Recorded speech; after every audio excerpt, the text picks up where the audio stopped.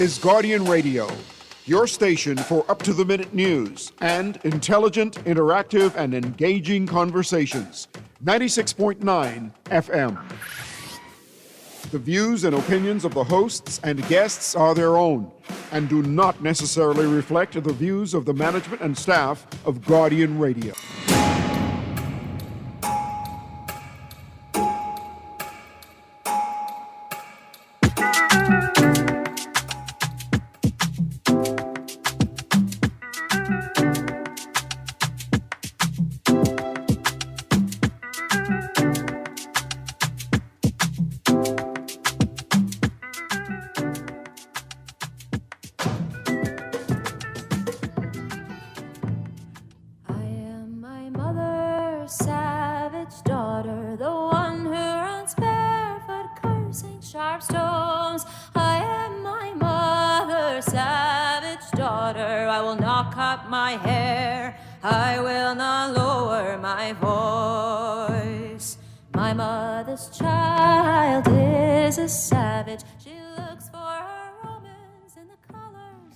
Good yawning this morning and welcome back to Guardian Radio 96.9 FM, your station for fresh news, smart talk all day. And it is 5th of May 2026 and you are on the clock with Erin. I am my mother's savage daughter, Greene. I shall not cut my hair. I will not lower my voice. And why should any of us? Because we all have things to say. That's why you should tune in. Election night, trust the team you trust every single day. On May 12th, your Guardian Radio host will be live from the moment the polls close until the election is called, with the Guardian News Network team providing verified results and live reporting from all across the country. Every day and every election day, count on the folks you know on Guardian 9 and GuardianTalkRadio.com. Good morning. We are days away from the general election. You see how I said that? I said that like we are days away from the Super Bowl, right? Because every political cycle need to treat national elections like they're a game, like they're a sport, like they're a competition. That's on a good day. On a bad day, we got people who can't jump over a 2-foot fence calling it war. And trying to send young people out there to wage their violence all around the place. Not the young people violence, on behalf of a political class that will not get up and fight its own war. I am terribly disappointed by this year's election cycle. I cannot believe that another cycle and Bahamians have allowed themselves to get caught up in this trap once again. Y'all continue to allow politicians who refuse to speak to you face to face to spin the narratives of the day. You continue to allow politicians who refuse to follow the law to acknowledge that there are laws that they're beholden to. You continue to allow them to create the narrow framework for this political exercise. Trump's internet, watching MSNBC and What Now and Fox TV and engage in all of this global political discourse. But when a Bahamian political leader says, yeah, we ain't having no debates, y'all just turn and say, well, yeah, that's right, that's what Daddy say. That's what Daddy say, we don't need no debates. We could just go vote. We have refused to demand political debates. The PLP set up one little thing. 4 MPs sitting on a stage with a room lit like a bar room, like a nightclub, talking about what? Nothing. Another election cycle, and we have allowed politicians to play the same silly game with us. Tricks are for kids. Rallies are for drunkards. You don't talk policy at rallies. You talk politics at rallies. But every cycle, y'all allow the political class to get up on y'all face and play. We cannot tolerate honorable men telling us that you must do dishonorable things to gain the title.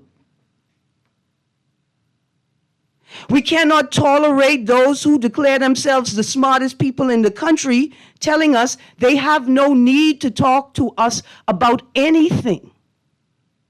Not the debt that we and our children and our grandchildren and our descendants will be responsible for, not the policies that continue to marginalize us and in some instances malign us in our own country. How could somebody be declared an enemy or a troublemaker for asking simple questions? Like we're going to say to the foreign investor that told his employees he don't care if they break the law. Go park at the office of the Prime Minister if you don't feel safe parking your car at Goodman's Bay. I don't understand it. I don't get it. We've reached another election cycle, and we've allowed ourselves to get caught up in the smoke and mirrors. Imagine supposedly respectable people. Why would I have to open my phone today to see an agent of a political party hack in my MP and his wife? And his wife saying the most unnecessary and nasty things.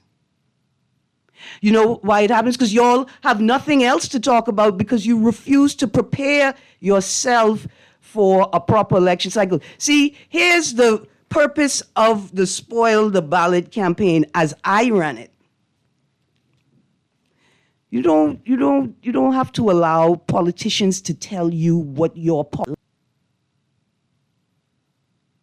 You don't, in no other space do you allow your employee to tell you what the job is and what it looks like. You don't only have to participate in the electoral and political process at the voting booth. And you don't actually need politicians to engage in political discourse. We could have had debates. We don't need to rely on them. We could have had leaders in every sector that would have been assessed as a part of our determination of how we are going to vote. We could have had leaders from every sector take the stage and provide for us a framework for what a conversation with a politician about the sector should look like.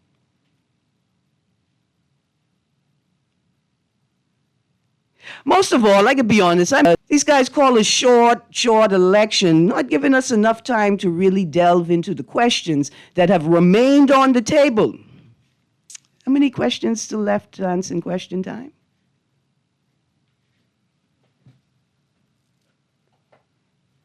Anyway, I'm saying all of that to say this.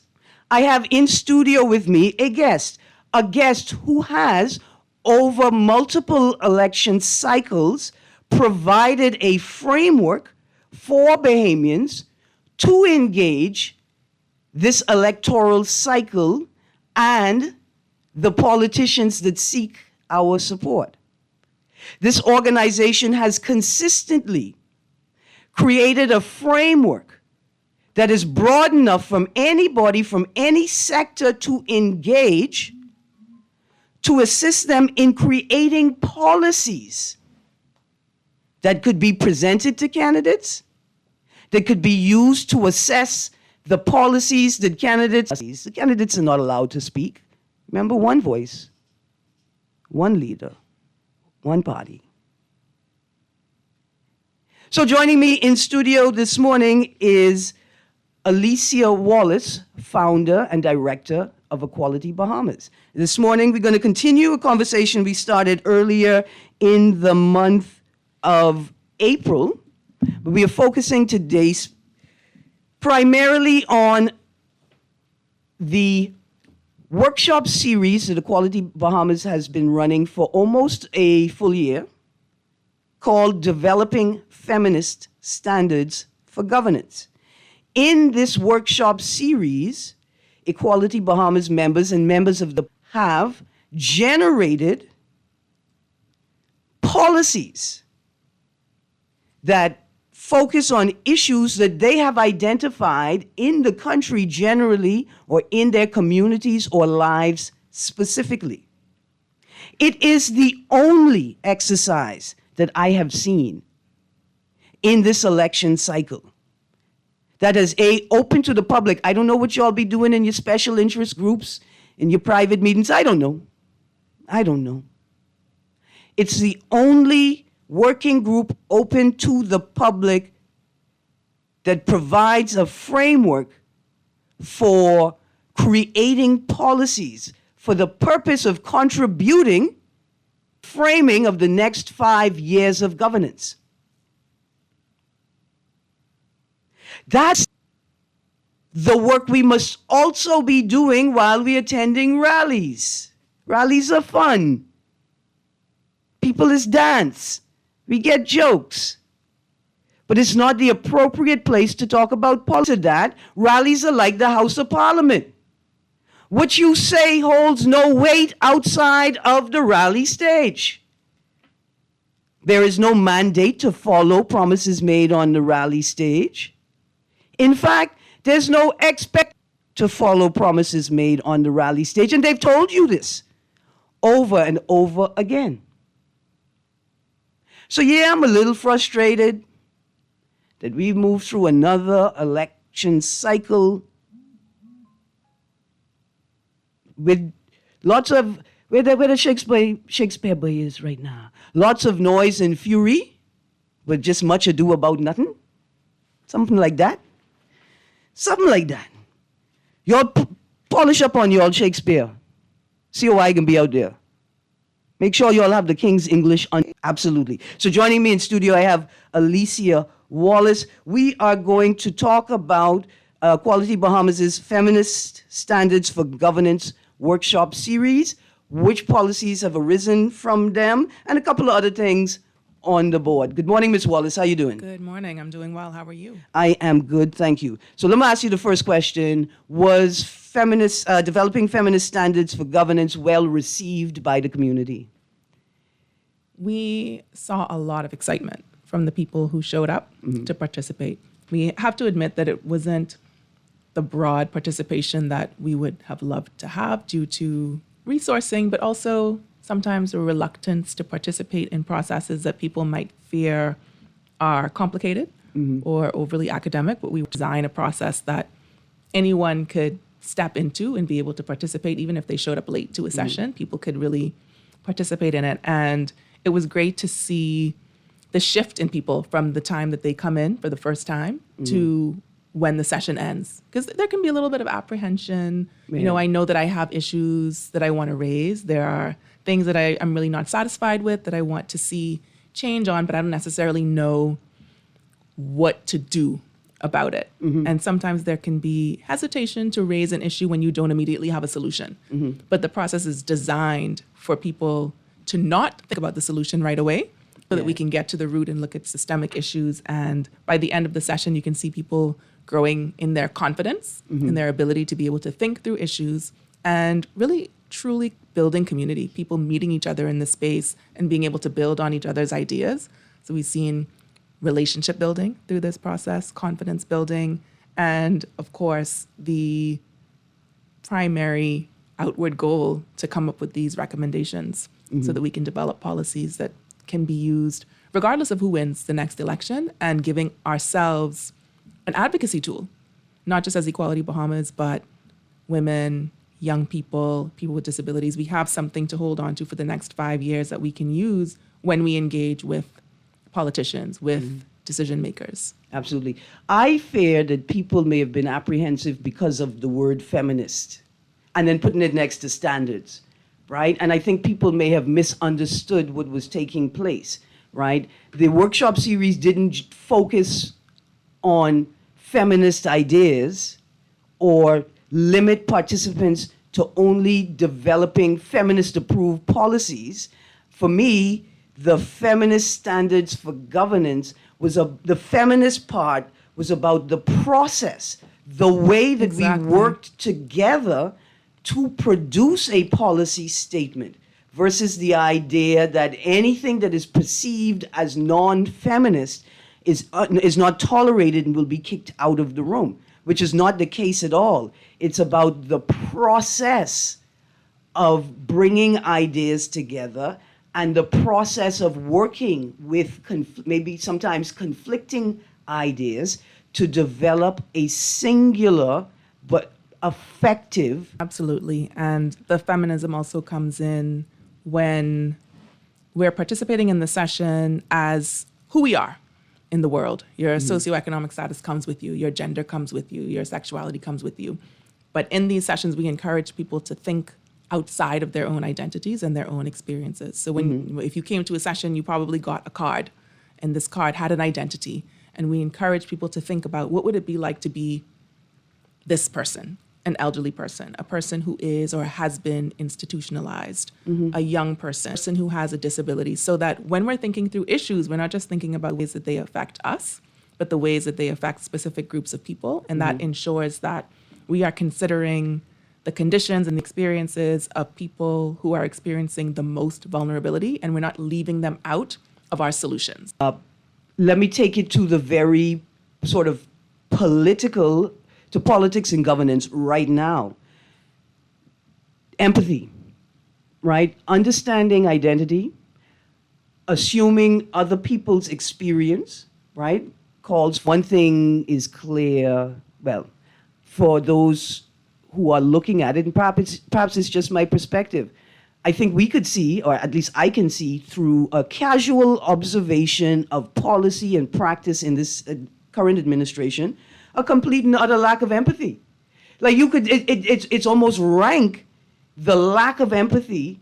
And when I say the reason I use rank, because it's so obvious. Like you could smell it. You don't even have to open the policy paper. Just by reading the cover, you get this sense that there's a profound lack of empathy involved, that policies are being created without actually considering how they're going to impact the lives of those most close to the issue, closest to the issue, right? And then how it impacts others. Because sometimes it is that we forget to acknowledge or to consider how it impacts the constituency it's supposed to serve, right? And then sometimes we're so focused on the constituency it's supposed to serve, we never acknowledge how it impacts other people peripheral to that primary constituency or group of people. Or we think about a constituency as a bunch of people who are all the same. Whether that constituency is St. Anne's, Bain and Grantstown, you just think all those people, I envision a certain person in this constituency. If you think about women as a constituency, if you think about youth, a certain image comes to mind. It might be positive, it might be negative, it might be somewhere in the middle. But you also have to think about the people within that group who are having completely different experiences because of their identity, because of the amount of money that they make or don't make, because of the conditions that they live in, who they live with, whether or not they have children, whether or not they are Bahamians, whether or not they Grand Bahama, what are the experiences of people in the Family Islands? So we can think about women and make all kinds of policies and all kinds of decisions to improve the lives of women. But if we're not thinking about women in the Family Islands, we are sure to fail. We will fail them, for sure. Let me give you an example, just a very, very quick example. I think I referenced it the last time you were on air. I don't have the stories right to hand. I mean, I have them right here, but I could behave. When Davis was leader of the opposition and he recommended or suggested to the then Prime Minister Minnis that, you should recommend whistles. We should give these women whistles to stay safe, right? And then when Minnis was leader of the opposition and Davis was Prime Minister, Minnis brought the whistles to give to the women parliamentarians, right? And I'm thinking right now, yeah, okay, so you brought some whistles and maybe I wouldn't agree on that strategy. What happens at Junkanoo time? What gonna happen if I try to blow my whistle at Junkanoo? Right? Because remember when Junkanoo was like I don't know how to phrase it statistically, but the highest incidence of feeling up would take place at Junkanoo. What's the effect of blowing my whistle on Junkanoo night? Right? Like, are we really practicing empathy? Are we really putting ourselves into the lives of the people who these policies are supposed to impact, whose lives are supposed to be improved by these policies? And that's one thing I found in participating in the working sessions, a profound amount of empathy. Curating the room, most of all, ensuring that everybody in the room feels a sense of equity and equality, feels heard, right? That understanding we're talking about sensitive subjects, that everyone working on this policy paper is attention to what other people in the room are doing. Like, do you notice when that person probably shudders when you use a particular word? Right. Right? Are you aware of that? Because that's an indicator that perhaps the constituency that she may represent in this space is uncomfortably, that word has a specific meaning to a specific group of people in the country, and you must be aware of that when you're making policy. And you may not know it. And you might not be aware of why someone is reacting in a particular way. We're encouraged to have difficult conversations and ask questions, lead with questions, right? Lead with curiosity. It really helps for people to build a sense of safety with each other. And that was really important for this process. It was a group of strangers coming together to talk about issues. Yeah. It might sound simple, but it's actually quite difficult to do in a group of complete strangers coming from different backgrounds, different perspectives. And we really encourage people to be open to other ideas and to really be appreciative of experiences to help us to understand something on a deeper level. Absolutely. Okay, so how far along in the process are you? How many policy standards have been created so far in the workshop series? And where can the public reach out to find them? We have about 25 recommendations that are up now on our website, equalitybahamas.com. You can find them there. And we have stated them on the website for now very simply in one sentence so that it's easy for the public to engage with it, go through, read the recommendations under the various themes, including health, education, youth, and social services, and see what resonates. And next week, we will have a full publication on the recommendations where we will be sharing a little bit more detail on what these recommendations mean and also where they came from.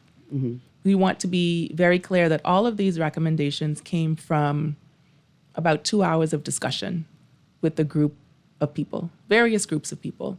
And we started from general brainstorming about a theme. We landed on an issue that everybody wanted to work on together. And we really avoided trying to just come up with a solution to the issue. We really wanted to think about the systems that exist beneath this issue to ensure that the recommendation or the demand that we come up with isn't just addressing something on the surface, it's getting issues don't spring up from that same system of inequality or a system that is just inefficient, ineffective. Yeah. So those details will come out like next week. For example, in a healthcare setting, shifting some services to post 6 p.m., post like sort of typical working life to accommodate working people, but not acknowledging that public transportation also stops at 6 p.m. So there are people who need those services that will not be able to access them after 6 p.m. because there's no public transportation available at the time, right? Like sort of things like that. Absolutely. All right. And it's also interesting to see, and eventually we will create a matrix so that this will be more clear. It's interesting to see where recommendations crossed thematic areas. So public transportation came up, as you're mentioning now, in health. It also came up in labor and economy. How does this affect people's ability To get to work. work? And productivity. It comes up also in the area of women, looking specifically at issues of gender and young people and safety. So it's interesting to see how many recommendations crossed different thematic areas and how systems can affect so many different aspects of our lives. Absolutely. I think it's also important to point out that this feminist standards for governance process is not just for elections, right? It's not just for engaging politicians with policy ideas. It's not just for engaging politicians to challenge policy ideas, right? But it's also a tool that can be used, whoever is elected, right? You have now developed policies, and you can use that to assess the new administration's policies. And you could say, hey, yeah, I see this is what you're doing, but have you ever considered this policy, right? And so now you have developed a tool that you can use to assess existing policy or policy that will be created, right, by the next administration over the next 5 years. It's not just a tool for engaging the electoral process. Absolutely. And it's a way that we can score any administration as we go along and look at gaps between what we, the people in these groups said we want and we need to see, and what a government administration has decided, or a political party has decided they think we want, or they think we should want, or they think would be good enough just to get themselves in those seats. And one of the things that we looked at in the session is the gaps. When we talk about, okay, what are the issues? What do we need to change? What is it that's keeping us from solving this problem persist? And it helps us to think through not just the solution, but how can we realistically implement it? What do we need to do? Who do we need to engage? Who do we need to get on our team? How do we build support for this change? So I think it's also important to point out that this is not a tool to go to combat against politicians with. This is a tool that ultimately can assist policymakers, right? Absolutely. In refining existing legislation, enhancing existing legislation, and in creating new and more expansive legislation and policies. Absolutely. It is a people's agenda. It's coming directly from members of the public. All right. Now, you said members of the public. Let's go to the phone line. Caller, I hope you're still there. Thank you for your patience. Hey, how you doing? Good, thank you. Okay, now I hear you say from a people's perspective, and you also use the term "we," right? But according to who is on your panel, this is from a feminist perspective, right? Yeah, I could. Let me ask you a quick question. You just turned in. Hello? Hi. Good morning. Yes, morning. Okay, since you ain't hearing me, continue talking. No, I'm asking if when you all say "we," right? Right. Okay. Good. And then I asked you if you were just tuning into the show, because I sort of kind of addressed that earlier. You see the tone I'm taking? It's the same as the tone as you taking, but mine is just a bit sharper. You know what I'm saying? You're doing the same thing. What is the problem? Okay, so what I explained was feminist is really about the way that the policies are created, not that any feminist idea or ideal is being forced down your throat, but that the process of coming together and bringing ideas together, it's a feminist process. Erin, I didn't say a feminist ideal. Oh, no, you didn't have to say it. It's implied. No. It's implied. Okay, I said a feminist perspective. Yeah, okay, good. I want you to understand that there's no difference in those two words that you just used, perspective and ideal. I want you to understand that I am treating you as savvy as you are. I'm not dumbing you down. What I'm telling you is you're a smart man and don't play games with me. I want to make that distinction. No, I'm not saying you stupid. I'm saying don't play games with me. Let's speak plainly, because you are a smart man, evidenced by what you're saying. Let me speak plainly. Okay, then. Okay.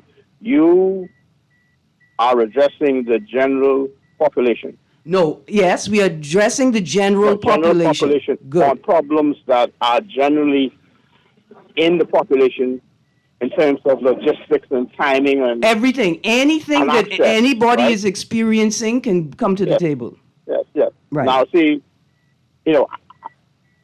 I understand that,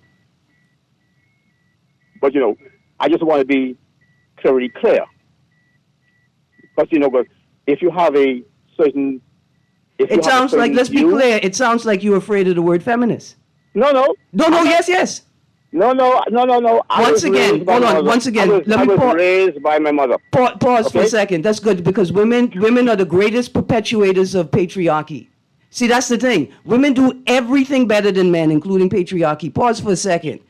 The process is not feminist ideals or perspectives. It's a process that ensures that every voice is acknowledged and heard equally, even if it is perceived to be a non-feminist voice. Right? Okay. That's what feminist means. That you don't have to agree with feminism to come to the table and be treated as an equal or to receive what it is you need in the space.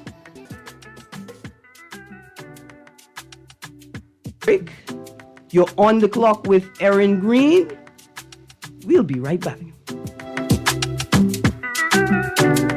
Wait, you know what's going down tomorrow? Nobody, what happening? Joe bringing these knives to school. He could do what? Wait, he fooled with Joe girl. Mother sick. And John, you don't back down for nothing. So that means you got a big fight tomorrow. So whose side you on? Side? I trying to stay in school, not Simpson Penn. We gotta tell somebody about this fight. Tell somebody. I ain't no snitch. I mean cool, you know. Wait, if you so cool, then you need to stay in school and stay out of the fight. Yeah, but if I... Alright, so we definitely gotta tell somebody. We gotta prevent the fight. What I say, I don't want nobody call me snitch. We could just call Crime Stoppers. You could report what you know, and nobody gotta know it's you. So how did I wait? All you gotta do is call them, or you text them through the Crack Crime Bahamas app, and nobody can know it's you. Then the police come looking for me for more info? And when they finish with them, Joe them coming looking for me? When you call Crime Stoppers, the calls go directly to Miami, and they don't ask nothing about you. Then if you get the pen from them, and they can claim a reward later using that same pen. Plus, everything's scrambled, so nobody can read what you're saying. Call 328-8477 from Nassau or 242-300-8477 from the Family Islands. This election night, trust the team you trust every single day. On May 12th, your Guardian radio host will be live from 6 p.m. until the election is called, with verified results, breaking developments, and reporting from the entire Guardian News Network, the teams from Guardian Digital and the Nassau Guardian, every day and every election day. Stay with the Guardian News Network on Guardian Radio 96.9 and Star 106 FM. Get involved. Come on, get involved. Get involved. Get involved. Get involved. Get involved. Get involved. Get involved. Get involved. Get involved. They got a way to get involved. Get involved. Get involved. Let's go. Voting is one of the most powerful ways Bahamians can shape the future of our country. It is how we make our voices heard on the issues that affect our everyday lives. From the cost of living, jobs, and education, to healthcare, housing, and how we protect our environment. Some people think their vote doesn't matter, but choosing not to vote doesn't stop decisions from being made. It simply leaves those decisions in the hands of others. Now is the time to get informed and get involved. Learn about candidates, ask questions, and compare their priorities. Seek reliable information and participate in public discussions. Then, show up to a May 12th election ready to cast a meaningful vote. Your knowledge matters. Your actions matter. The future of the Bahamas. Stand up, speak up, get informed, and get involved. Visit orgbahamas.com/vote for free, neutral voter education resources. When it comes to hearts at Cleveland Clinic, you can't miss a beat. You seek the best care possible, work with the brightest minds, and leave no stone unturned to get to the heart of the matter. Because understanding is always the first step to overcoming. For every heart in the world, see how we're advancing the future of heart care at Cleveland Clinic today. The following is a paid political message. Kalani. Whoa. Hey. Kalani. Oh, the future is brighter. Oh, vote for my diver. Hey, 'cause she is a fighter. Kalani. Hey. The future is brighter. Oh,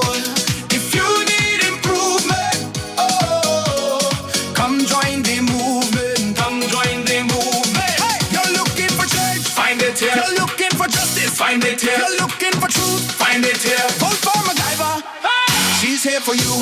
See everybody in Kalani, change is here. Hey, hands in the air. See everybody in Kalani, vote for MacGyver, she is a fighter. That was a paid political message. The FNM can't agree on anything except attacking everything started by the PLP. Now Michael Pintard is calling for a reset, but imagine new airports cancelled, school breakfast cancelled, upskill cancelled, the National Youth Guard cancelled, energy reform, their crew would roll back progress. The FNM, not strong enough to lead us forward, but petty enough to drag us back. Paid for by the PLP. This is Guardian Radio 96.9 FM, streaming on GuardianTalkRadio.com and the Guardian Radio app, Nassau, Bahamas.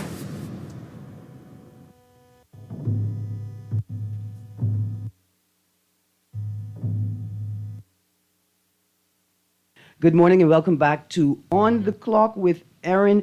Caller on the line right now. Good morning, caller. Thanks for your patience. Good morning to both of you in the studio. Morning.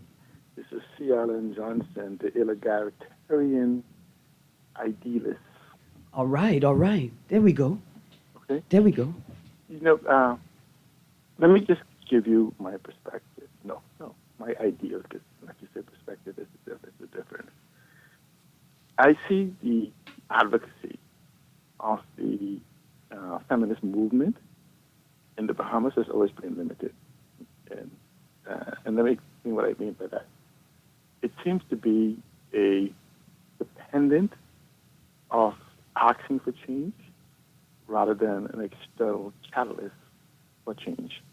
You notice that too? Hold on, just stick a pin for Mado. See, Alan, you see what you start talking about right now? Yeah. Absolutely fascinating. You know I want to have a conversation about it, right? Because I don't know enough time in today's show to bring up the 10th anniversary of the gender equality referendum and all that has happened in it, right? So I want you to know that I am prepared to interrogate to the teeth the feminist movement in the Bahamas as well as the women's movement in the Bahamas, because what we may actually have been seeing is a movement fighting itself. Yes. Right? Not wanting to be called feminist, but primarily because they don't understand the word. Let's put that aside. I really, really want to talk about this. I don't know if we have the time to talk about it today. No, I don't, but speed it up for me a little bit. I just want, the recommendation I give is this. Mm-hmm. For instance, there are a lot of things now that the last 7 years has changed, where I would say that our government or governance structure has no understanding. And you could call it the 21st century, which is 25 years. But it's accelerating 7. And there are tools available that, like, for instance, you talk about housing, you talk about transportation and access to the economy. These tools it was not demanded by us. It was given to us. But the beauty about it is that it is more powerful than governance itself. But we don't have a conversation on the exploitation of those to simply tweak them and say, hey, this is what we need to be tweaked. And then when those things are tweaked, believe it or not, is that, like, for instance, when legislation and policy is in place, you don't need government. They will then fall in line as the workers they are. And when we begin to think like that, and this is the ending of it. But see, Alan, hold on. This is another important conversation. Because when you said, like, we're not demanding these things, they've been given to us. We don't even question who gave them to us and why, right? But we just assume that when they're given to us, they will work the same way they work in a developed country or in the global north or in the U.S., not understanding that we first have to understand why and how it works, where it originated, and then how we must amend, enhance, or evolve it to apply it to us. Yeah. Man, listen, see, Alan, but I got to go because those are... That's fine. I'm just saying, I would enjoy to have a non-confrontation. I am considered an egalitarian in the truest respect, or humanist, or transhumanist, whatever you want to call it. So I understand it, but a lot of time people just don't understand me. I got you. So much. Thank you. Absolutely. Thank you. Two very sort of interesting conversations. But I think it all boils down to a lack of empathy and a refusal to acknowledge who should be centered in a policy conversation, who should be centered and why in policy development, and then empathy in the implementation and enforcement of policy as well. There's also respect for the people that the policies are for, and recognizing that people do have the right and the capacity to participate in the development of policy. So it doesn't always have to be some small group of people coming up with all of the policies for everyone else because they've been elected. If you're going to be a representative, then represent us. That means you have to actually talk to us. Yep. That's one of the reasons that we decided to develop this process, these feminist standards for governance, to ensure that we are engaging with people, and we, the people, have the opportunity to identify the issues that we see and participate in, lead actually, in developing the solutions. Absolutely. We have a text here that says we also have to understand ourselves before we can use those same tools to our benefit. Right? Thank you, Texter. Thank you, Texter. So, the policies that have been developed so far.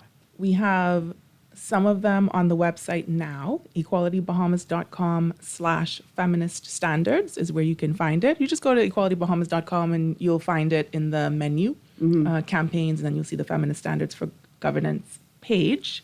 We also have a great day coming up, Tuesday, May 12th. You might have heard this date a few times. Yeah, you may be familiar with it. You might be thinking about where you might be on that day and when. We will be at Poinciana Paper Press at 12 Parkgate Road from 2 p.m. to 7 p.m., welcoming people to join us in creating zines that are based on the feminist standards for governance. So you might come in and read the standards, the recommendations, and maybe one on health really speaks to you, you're really excited about it. We welcome you to come and sit with us and type, collage, write, draw, whatever you feel like doing to create a zine that shares the information from the feminist standards for governance. So it's a way to directly engage with the material and become a part of the process of sharing it with others. All right. So from 2 to 10? 2 to 7. 2 to 7 p.m. will be the Equality Bahamas Feminist Standards for Governance zine making workshop. And from 12 noon to 7 p.m., there's another exhibition taking place. The whole day, the exhibition is called Polling Stationary. Polling Stationary.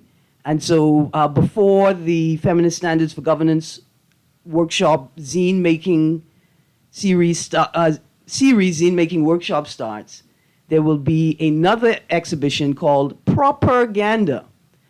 Propaganda. Are you disappointed in the quality of ganda being provided by your local political parties? Well, come out and see some proper ganda at number 12 Parkgate Road, Poinciana Paper Press, from 12 to 7. Zines start at 2 to 7. Exactly. Come in, have a look at propaganda, and then become a part of the exhibition of Feminist Standards for Governance by creating... Say, through the time that I have been promoting the exercise, this policy development workshops, I have encouraged members of the community who may not feel comfortable with the word feminist to come out and take part in at least one session so you can understand it and maybe duplicate the process in a slightly different framework. Take the word feminist out of it, right? But it was an exercise for people to build capacity. And see, that's the part about feminism, right? Like, we don't have to agree on everything. We should agree on the basics. And one of the basics is, if we have resources that are effective and positive, we should be willing to share them. Absolutely. And we will be sharing the process, the design, so that people will be able to use it. It's a spin on an innovation process. It's a great way to get people talking, to get people to think deeper about something that they think they know about already. We only have a few minutes left. I see the producer play that music, and they come in right now, producer. One thing that we really haven't touched on, and I haven't touched on sufficiently, I think, leading up to the election, is what more do we want from women in politics? Right? We often ask the question, what more do women want But I think the question that we should be asking is, what more do we want from women in politics? Given the big hoopla, Davis is leader of the opposition, Minister prime minister with the whistles, and then Minister's leader of the opposition, bringing in the whistles in the House of Assembly, and Mr. Wayne Monroe, the same Mr. Wayne Monroe that said that everybody knows a 7-year-old could consent even if the law doesn't recognize it, said he was so disappointed. I'm trying to find the right word. Disappointed, Minister, for bringing the whistles. What have you brought? Minister of National Security? What have you brought to the table to ensure the safety of women? I just realized the producer played a song for me, you know. Thank you, producer. Every once in a while I need that remembrance. It's going to be okay. And we all need to remember that. Things could be things. It's going to be okay, but you know why? Because we keep our own course. Even if the politicians are just walking us in circles, we could break away from that cycle. We could chart our own course. We have the tools. We can. And that's why, even though we're just one working day away from the national general election, I wanted to take this time to talk with Equality Bahamas about this process. I hope that it's something that people also see as effective for engaging governance and not just politics. Absolutely. Becoming more active citizens and participating in governance. There you go. Here's a text to end the show. It says, it should be what we want out of politics, period. Pun intended. I don't know if the text intended that. Woman or man, it doesn't matter who delivers. That's it. That's exactly it, texter. That's what feminist standards for governance means. Doesn't matter who delivers, man or woman. It's what we want. Anyway, Ms. Wallace, thank you so much for joining me this Stay tuned, because Guardian Radio AM with C.A. Nuri is up next.